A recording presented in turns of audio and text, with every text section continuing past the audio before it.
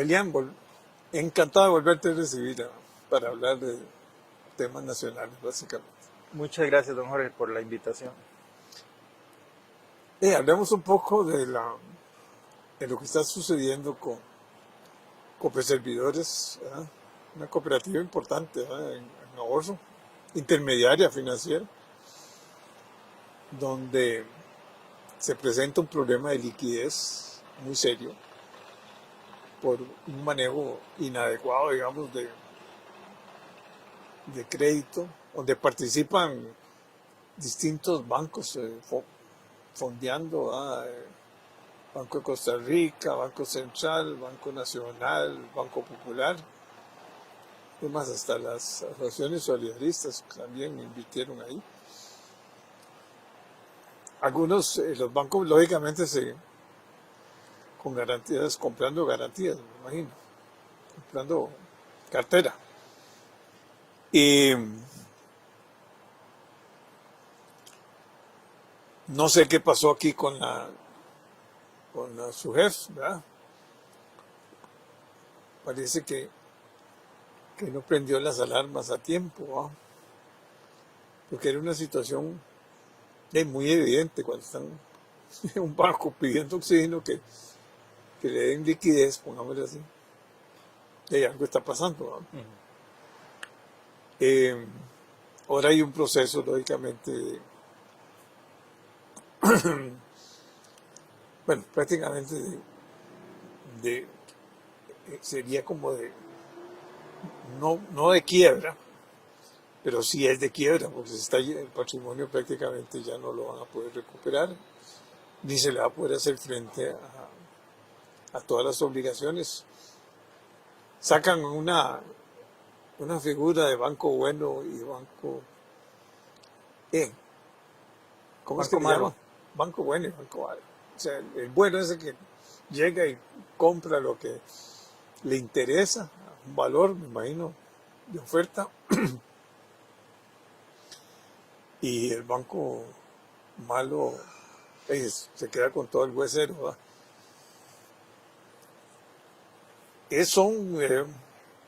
Son préstamos básicamente en gran parte para consumo, ¿verdad? Sí. Que se vean afectados, dicen, por el asunto de la epidemia, del COVID, ¿verdad? Pero de que algo está pasando, o sea, y siendo las cooperativas un buen ejemplo de buenos administradores de la parte financiera, ¿verdad? Aunque ese no es el fuerte, ¿no? Pero han hecho una gran labor. Ahora va a querer aumentarle los controles, ¿verdad?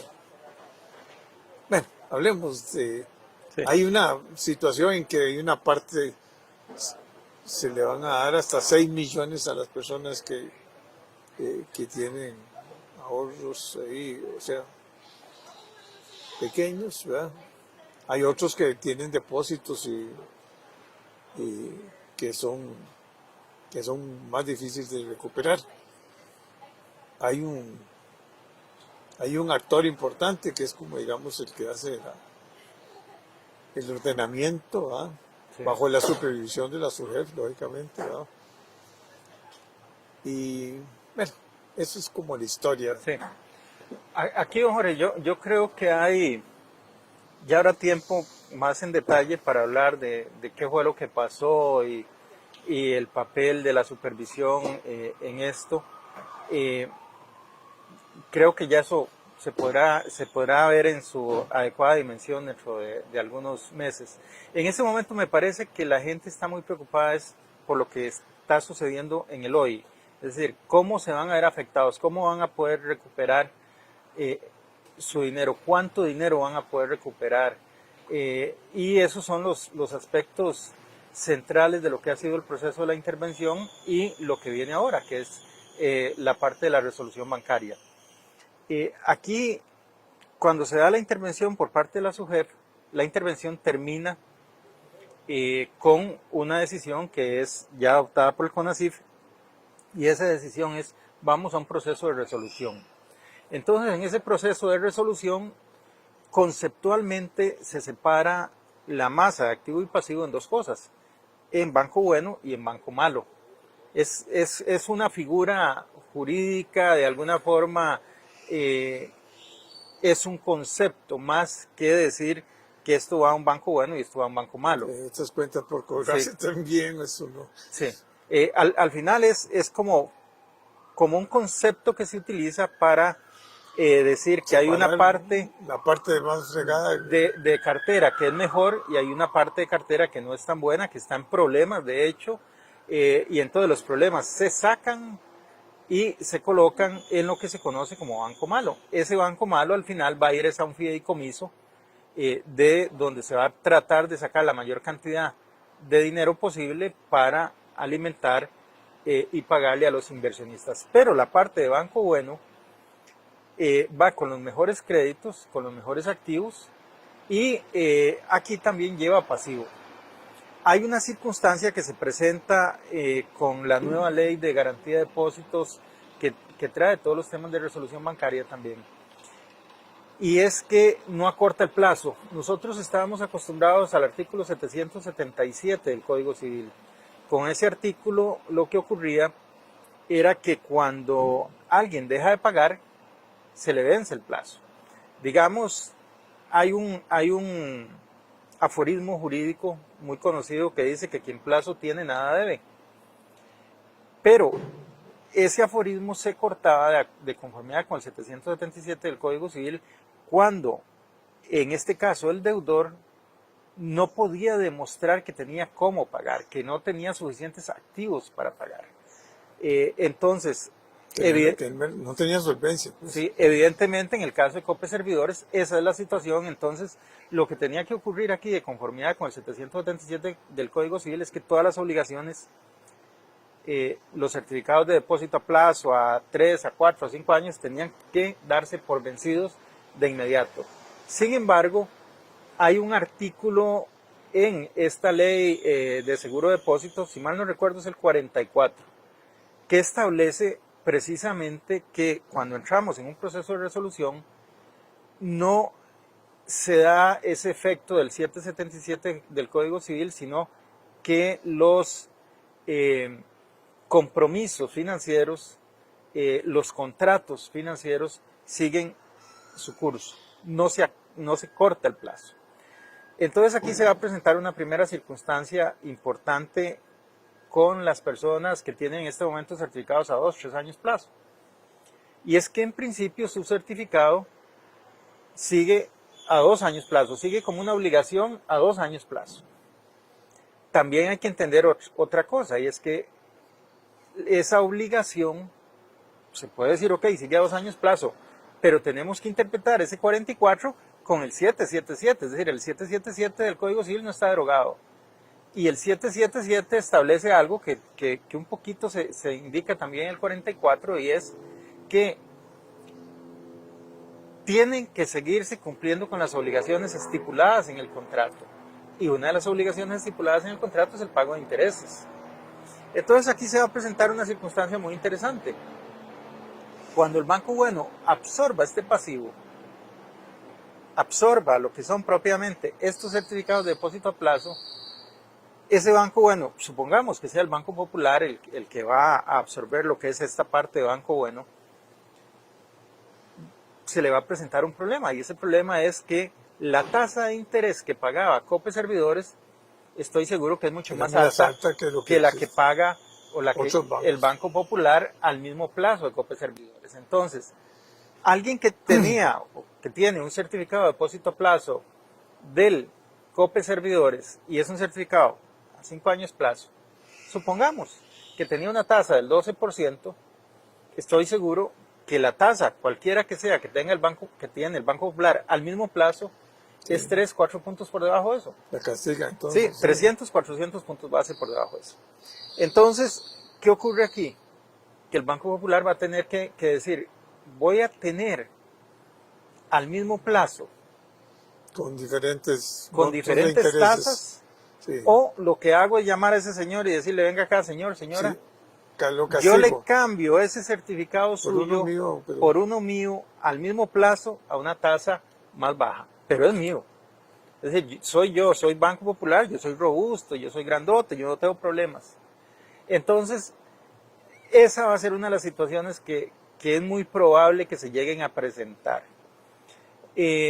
Aquí es importante, si bien estos certificados normalmente no tienen liquidez, no se manejan en bolsa, hay un artículo de la Ley Reguladora del Mercado de Valores que permite un cierto mercado de estos certificados que incluso tienen una ronda separada en la Bolsa Nacional de Valores, de tal forma que a alguien le puede servir eventualmente tener mejor un certificado del Banco Popular que uno de una cooperativa que entró en un proceso de resolución.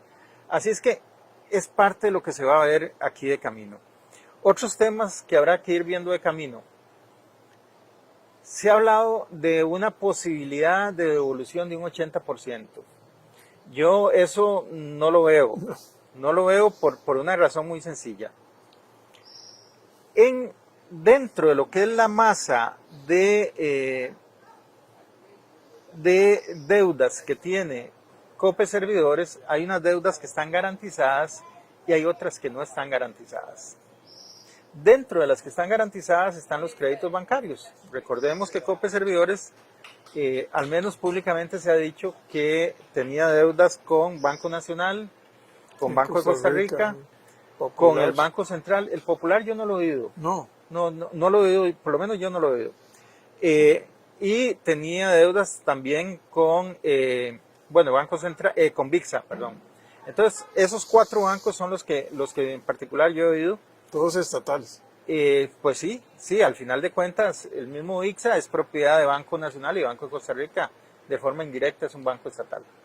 Y entonces, estos bancos tienen esos créditos garantizados. Eso lo que quiere decir es que en este momento, Hay que separarlos todo. imaginémonos que esto es un queque que son los activos de COPE Servidores. Y en la mesa tenemos sentada una cantidad importante de personas que van a comer de ese queque. Ese queque resulta que llegan y nos dicen, vea, ya no alcanza un pedacito para cada uno. En este momento tenemos que llegar y cortar ese queque y hay que hacerlo en pedacitos más pequeños. ¿Ok? Todos nos sentamos a la mesa, pero de pronto llegan un grupo y dice, no, un momento. Ustedes pueden comer menos queque, pero yo sí tengo mi pedazo de queque entero. ¿Cómo así? Sí, aquí está, yo estoy garantizado.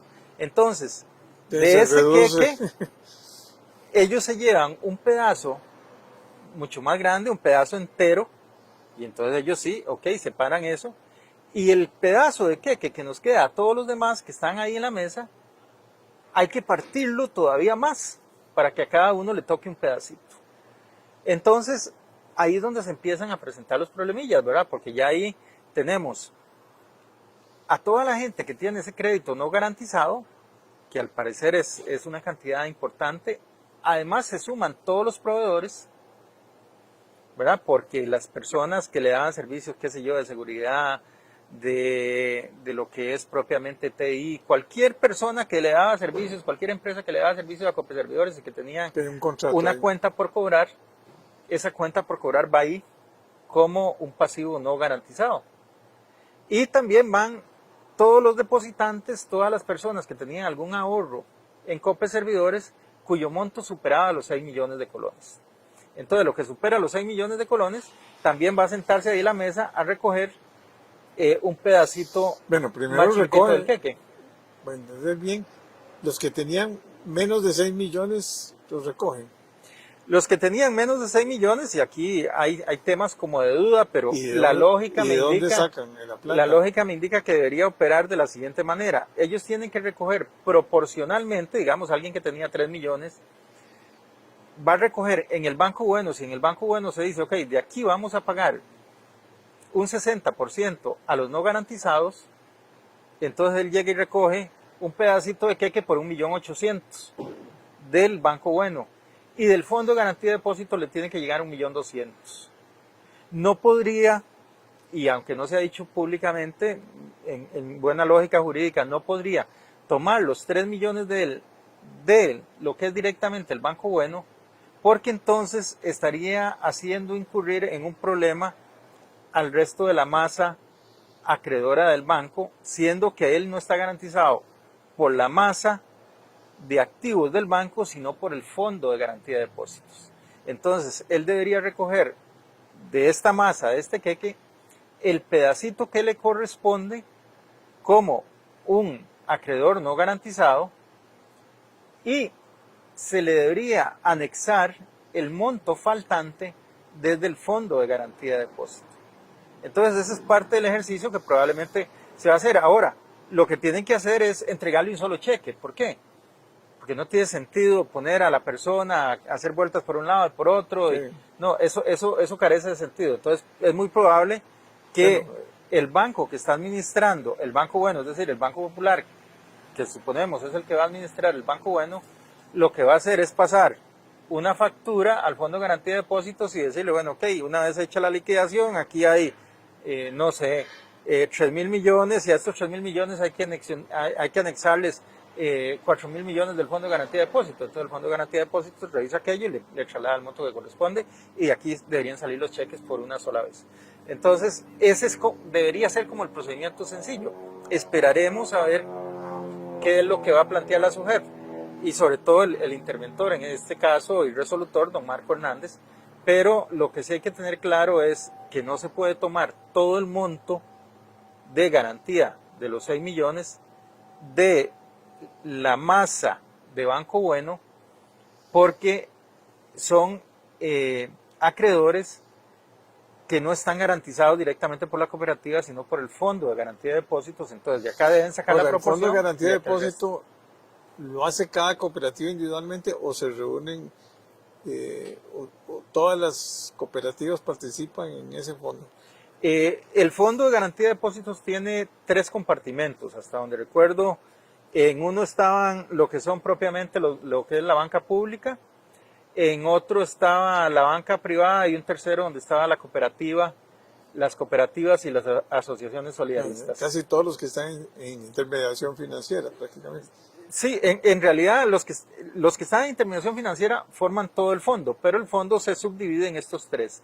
Entonces, acá el dinero del Fondo de Garantía de Depósitos tiene que salir del aporte de las asociaciones solidaristas y de las cooperativas de ahorro y crédito. Y esto es importante por una cosa.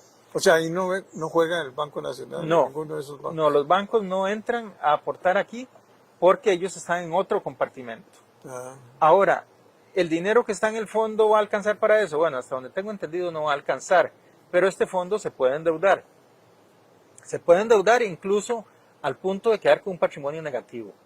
La única duda que a mí me salta es, ¿qué pasa si la deuda que tiene que tomar es de tal tamaño que el aporte que realizan las cooperativas y las asociaciones solidaristas en forma regular no alcanza para pagar los intereses de la deuda de ese fondo?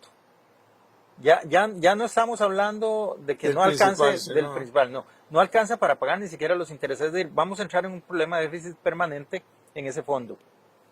Habrá que ver cómo se hace eso, si por vía de un aporte extraordinario que van a tener que hacer cooperativas y asociaciones solidaristas a ese compartimento, o algún otro mecanismo que puedan preverse, no sé si algún aporte del Estado o buscar alguna donación del exterior, algún mecanismo distinto, pero podría presentarse esa circunstancia si el monto de deuda es un monto realmente importante, porque entonces ese monto, por baja tasa de interés que usted le ponga, va a tener que pagar al menos, yo asumiría que lo que es la curva soberana, ¿verdad? Y entonces, si el pago de esos intereses no puede ser cubierto con el aporte ordinario de las cooperativas y de las asociaciones solidaristas, entonces estas tendrían probablemente que hacer algún tipo de aporte extraordinario. Lo cual quiere decir que en el caso de las asociaciones solidaristas, que según datos públicos hay más de 200 asociaciones solidaristas que hoy son acreedoras de COPE servidores y que van a perder una parte o que podrían perder una parte de su dinero en COPE servidores, es muy probable que además esas asociaciones solidaristas pierdan lo que ya habían aportado al Fondo de Garantía de Depósitos, que de alguna forma ya es algo que había salido de su patrimonio, pero podrían ser llamadas a un aporte extraordinario eventualmente y en todo caso su fondo de garantía es un fondo que ya está quedando ahí en cero, probablemente en menos de cero. Entonces es una segunda pérdida que van a tener las asociaciones solidaristas en este caso puntual. Todo el mundo se va a mojar entonces. Es un proceso complicado porque efectivamente, como usted lo señalaba al principio, Copeservidores es una cooperativa muy grande y es una cooperativa Era como la tercera o sí, cuarta, estaba no sé, dentro de entre las las más primeras. grandes en el tema de ahorro y crédito. Y aquí hay un tema también importante, otras cooperativas de ahorro y crédito y específicamente he visto un esfuerzo de comunicación muy grande por parte de Copenhague señalando no todos somos iguales, algunos hemos hecho un esfuerzo distinto en lo que tiene que ver, por ejemplo, Control y con manejo controles, con gobierno corporativo y demás. Así es que desde ese punto de vista lo que queremos es que no nos metan a todos en el mismo canasto. A pesar de eso, creo que en general se van a ver afectadas porque hay evidentemente eh, un tema reputacional que termina afectando a todo el sector, pero esperamos y creo que doña Rocío nos lo ha dejado claro desde la SUGEP, no es un problema sistémico, es un problema puntual y ojalá y nada más se quede en este Pero lo caso en interesante primero Copeservidores. es que esto, uno está acostumbrado que cuando viene un problema de solvencia y liquidez o que, digamos, que entras en un problema y quiebra en una empresa, se alarga mucho porque eh, ahí entran los jueces y toda la corte, o sea, es, y hay casos ahí Sí. puntuales donde hay gente esperando que va a pasar, ¿verdad? Ya varios años, ¿verdad? Esto, bueno, para los chiquiticos hay una salida rápida, pareciera, ¿verdad? Sí, A los que tienen menos de 6 millones, digamos. la idea es, y ahí le doy datos que ha mencionado el interventor, don Marco Hernández, es que el 97% de los ahorrantes en COPE servidores tienen menos de 6 millones, entonces ese 97% va a salir muy rápidamente.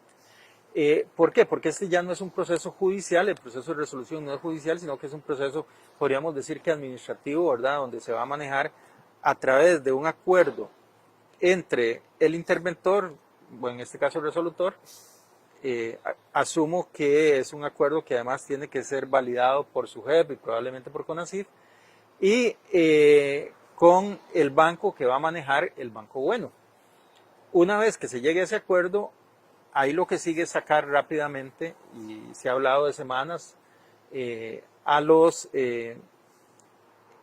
los depositantes de montos inferiores a los 6 millones, que habrá que ver exactamente el mecanismo para sacarlos, pero me parece que debería ser algo muy aproximado a lo que le mencionaba antes. En todo caso, lo importante es que ya luego de eso queda concentrado todo el tema en una cantidad mucho más pequeña de inversionistas, aunque sí con montos mucho más importantes. Ahora, tenemos que ir ahí también... deben de estar las cooperativas, porque las cooperativas, las asociaciones solidaristas, porque esos sí son... Es muy probable que estén, porque yo no veo una asociación No, solidarista que con vaya a 6 invertir 2 o 3 millones. millones, ¿verdad? Probablemente son inversiones superiores, 30, 40, 50 millones de colones. Sí hay un tema ahí que yo creo que es Y cómo, importante. perdóname ahí, pues cómo no se visualizó lo que estaba pasando por parte de la SUGEP, viendo que en el mercado se estaban pagando intereses más altos de lo normal, digamos, o sea, con 1 o 2 puntos más que otros bancos y cooperativas, ¿verdad? De ahí Sí. uno debería llamarle la atención a esas cosas, ¿verdad? Bueno, eso puede ser un tema de mercado, digamos. Alguien puede llegar Sí, y pero pagar lo puedes más. hacer por un poquito, pero ya si se te vuelve costumbre, de recibís plata, no sé, al 12, 13% y la prestas al 14, una cosa así.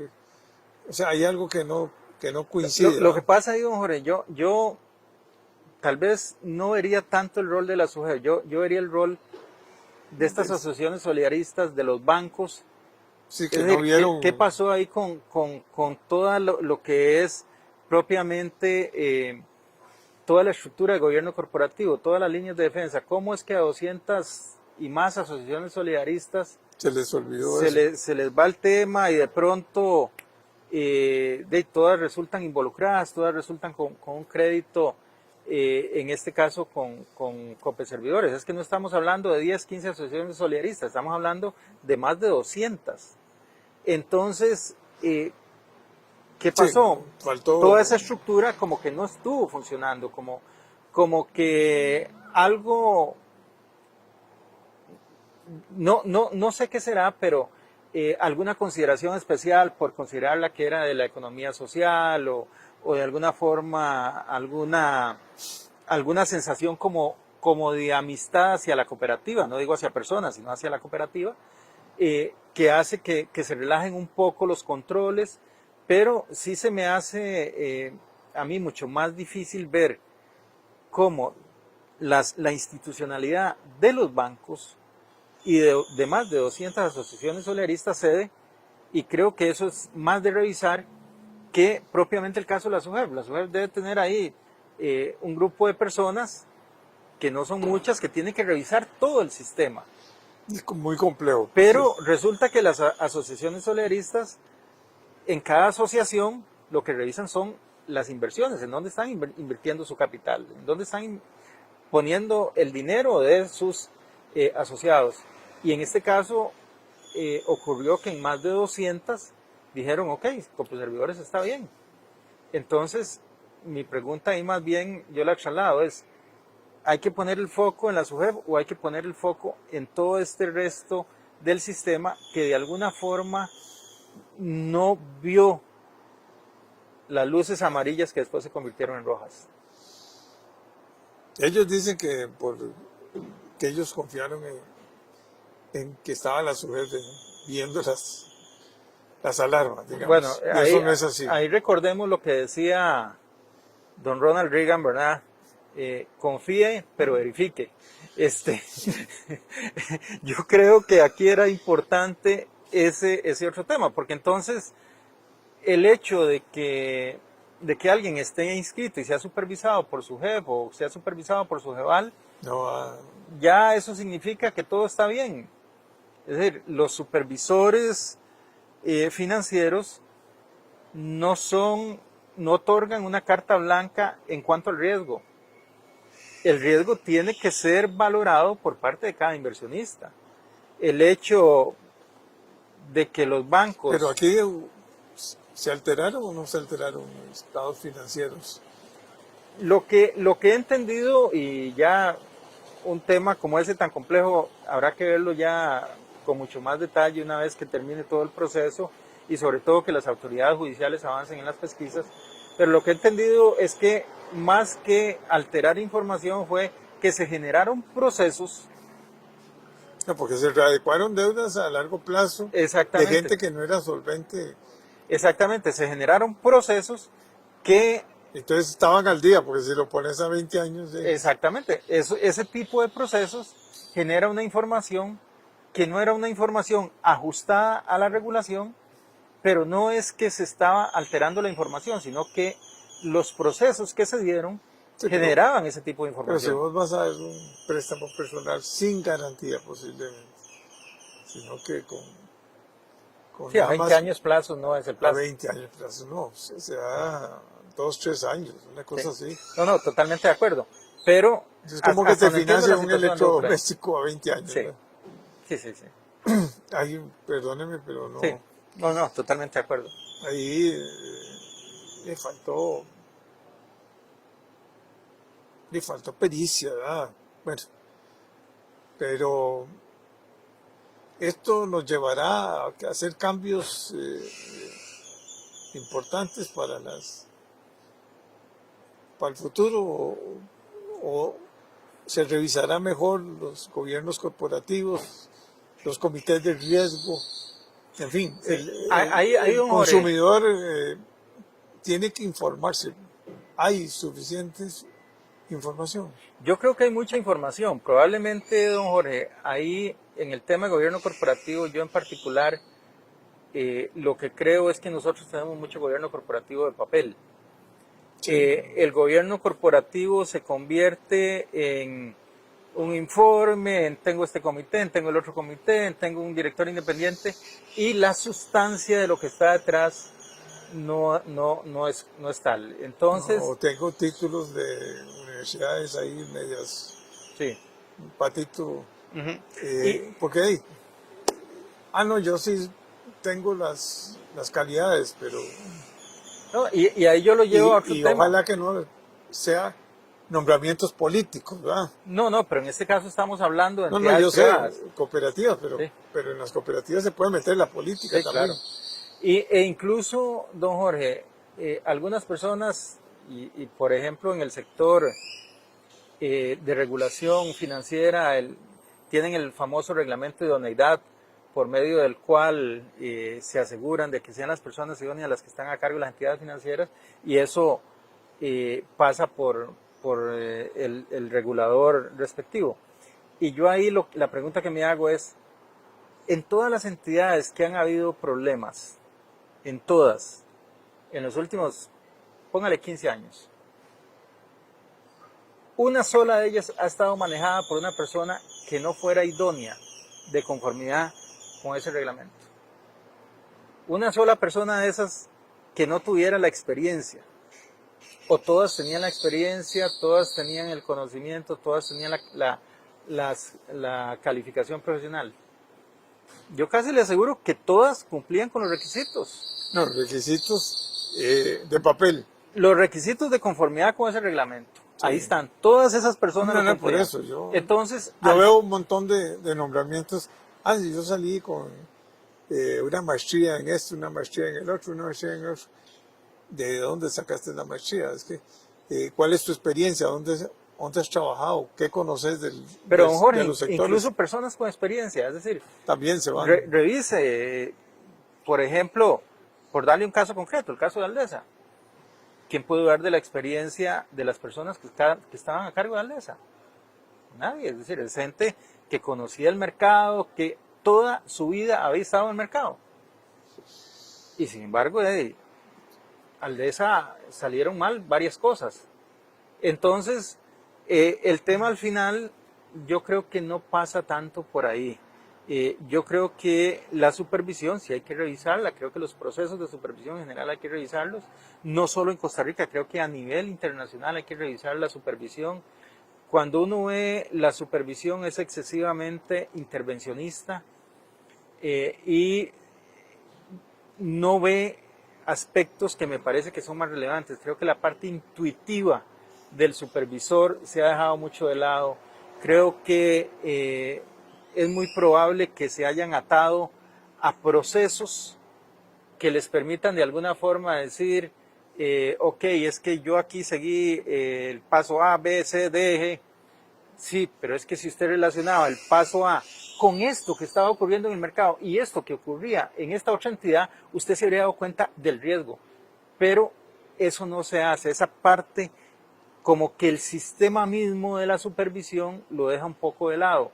Y entonces ahí es donde yo creo que a veces pues tienden a perderse y a presentarse situaciones que no son del todo convenientes. Ahora, en beneficio de la supervisión también hay que decir que las cosas que se evitan nunca están a la vista, ¿verdad? Es decir, Sí. Todos los problemas que se han evitado gracias a la supervisión y a la participación de los supervisores, pues bien, no se pueden llegar a ver precisamente porque fueron evitados y no se llegaron a concretar. Y es de suponer que son muchísimos más que los que se llegan a presentar. Posiblemente ahora se va a ser más estricto, pongámosle así. Y la confianza de los que ahorran también va a estar más preocupados, ¿verdad? Sí. Ojalá porque también pasó en los bancos estatales, ¿verdad? Ya quebraron dos. Pero claro, ahí el papá estaba dándole auxilio. Hay un fideicomiso de inversiones que hizo el Banco de Costa Rica en unas bodegas ahí en el Pacífico que también están mal calificados. Yo creo mucho en que en que las gerencias y las gerencias importantes de un banco, los de riesgos, las auditorías internas, las juntas directivas, todos tienen que tener un pensamiento: esto no es mío, yo tengo fondos de terceros, no puedo correrme riesgos porque también hay penalizaciones, ¿verdad? Sí. Aquí hay que tomar medidas estrictas, ¿verdad? Porque este es un pequeño terremotico, pues se está haciendo, ¿verdad? Espero que sea nada más un temblor y que no contamine, porque lo peor es la contaminación, ¿verdad? Sí. Y creo que no va a haber, porque fue una intervención rápida y la subjefe actuará con la CONACYT, pero sí es algo que hay que llamarnos a meditar, ¿verdad? No para que haya más intervención, porque ahorita lo que salen son los legisladores diciendo: es que hacer esto y esto y esto, no. Porque al final, por otro lado, va a haber intermediación financiera. No, y hay situaciones que se presentan. Por ejemplo, si uno lo ve en el tema del mercado de valores. El mercado de valores nuestro, si uno entiende por nuestro mercado de valores lo que el inversionista costarricense tiene invertido en valores, es un mercado que está básicamente fuera del país. Es decir, la gente en este momento, usted va y se sienta aquí nomás, saca su computadora e invierte donde usted quiera, en cualquier parte del mundo. Sí, entonces, tiene sentido tener leyes que sean muy intervencionistas, que se metan mucho en este tipo de cosas, ¿no? Y pareciera que no lo tiene. Y en este momento tenemos abiertos, en realidad, 3 temas duros en lo que es la parte financiera. Está abierto el tema Aldesa, que todavía está abierto el tema que usted mencionaba del fondo inmobiliario no diversificado del Banco de Costa Rica, y ahora tenemos Copel Servidores. Entonces, tener 3 temas abiertos para una economía tan pequeña, un sistema financiero tan pequeño, en realidad pues es mucho, son muchos temas. Y eso termina minando lo que hay muchos jugadores también, ¿verdad? Tal vez no tantos, tal vez aquí lo que hay que tener cuidado es en que todos juguemos con lealmente, con buenas reglas, y que el árbitro sea un muy buen árbitro, y si no, al menos que tenga un buen VAR, ¿verdad? Pero VAR del de televisión, ¿verdad? El que se usa en los partidos de fútbol. Y desde ese punto de vista yo creo que puede ser importante. Está bien, eso el símil del VAR, porque estamos en periodo de fútbol. Sí. Y uno ve, hay penal o no hay penal. Uno que, venga para acá, hacen así. Sí. Ahí está. Exactamente. Pero sí son muchos temas para un sistema financiero tan pequeño. Esperemos que esto se llegue a corregir pronto. No, yo creo que hemos madurado mucho, he mejorado en herramientas. Esta herramienta fue también sugerida por la ODE. La OCDE, sí, Sí. La ley de seguro de depósitos y resolución bancaria es una ley que viene a raíz de que Costa Rica se incorporó a la OCDE, y en lo que tiene que ver propiamente con este mecanismo de resolución es la primera vez que se va a utilizar. Así es que desde ese punto de vista yo creo que va a ser una prueba interesante, y que va a ser un momento para hacer ajustes en el mecanismo. Ahí se verá exactamente qué funciona y qué no funciona ese mecanismo, qué hace falta, y creo que ahí sí valdrá la pena que de aquí a unos meses los legisladores lleguen y toquen 2 o 3 cositas que a la larga se encuentre que es necesario arreglar. No desajustar el mecanismo, sino más bien hacerle algunos ajustecitos que permitan que sea más eficiente todavía.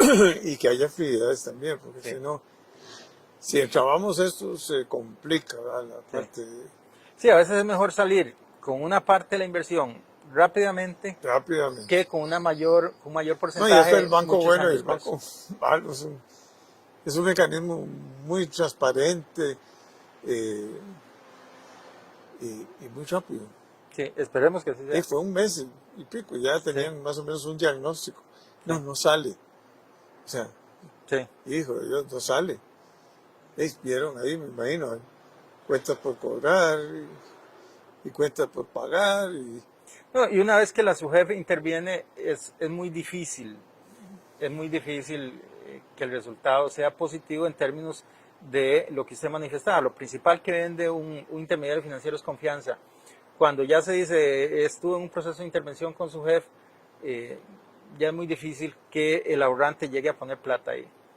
Entonces, en un banco privado eventualmente podría salir porque vienen los accionistas y capitalizan. Y dicen, no, eso fue que se nos olvidó poner la platica que teníamos por acá. Okay, ponen y puede salir adelante. Y en el estatal, Pero un llega el intermediario gobierno también. Sí, pero un intermediario de este tipo es muy difícil, es muy difícil. Pero son organizaciones sociales muy interesantes, las cooperativas, y juegan un papel clave Sí, para el pequeño, ¿ah? Pero hay que revisar en qué, y en el cómo, y en el cuándo, y hay muchas cosas que revisar, ¿sí? sí, totalmente de acuerdo. Bueno, muchas gracias. Con mucho gusto, don Jorge, a la hora.